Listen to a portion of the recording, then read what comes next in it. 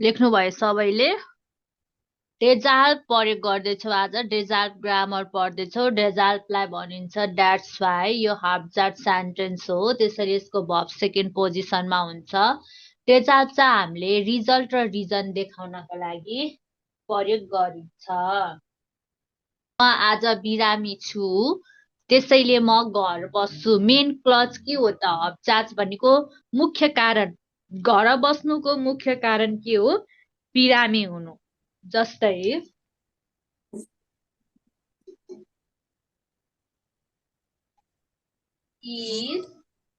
is Bin. been can डेजाल यसरी कमा दिने है। डेजाल पछि verb डेजाल ब्लाइब, डेजाल ब्लाइब is to आउँछ। म बिरामी छु, त्यसैले म घर बस्छु। मेन कारण के हो घर बस्नुको? बिरामी हुनु हैन। स्मार्ट टी, स्मार्ट टी यसरी कमा दिने। डेजाल डेजाल डेजाल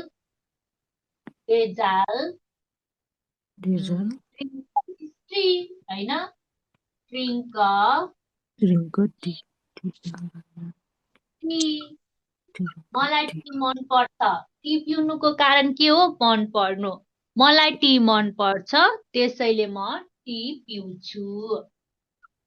म के हुन चाहन्छु? गेजुन्ट हुन चाहन्छु, त्यसैले म किनो फिटनेस स्टुडियो जान्छु। लेखौँ है। is most gesund, ist most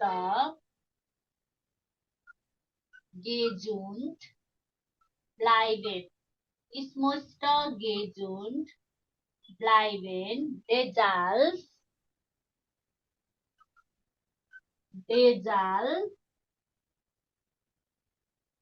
gehe ich, अथवा म गेजुन्ट हुन चाहन्छु, त्यसैले म योगा गर्छु। लेखौँ हैन। डेजाल माकलिस योगा, डेजाल माकलिस योगा।